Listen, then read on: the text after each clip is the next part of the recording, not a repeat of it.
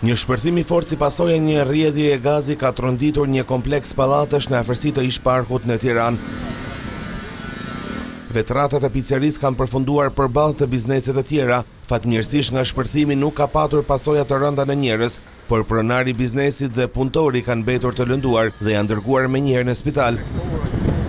Pizzeria është ende pa hapur dhe pronari dhe punëtori ishin duke kryer ende punime. Pasi janë futur brenda, ata nuk e kanë ndier erën e gazit, si pasojë një rrjedhjeje në një tub dhe pasi ka nisur punën si zakonisht, një shkëndijë elektrike ka bërë që ambienti të përfshihet nga flakët. Vetratat e pizzerisë kanë dalë deri në sheshin e jashtëm të pallatit, ndërkohë si pasojë e tronditjes janë dëmtuar dhe disa biznese të tjera.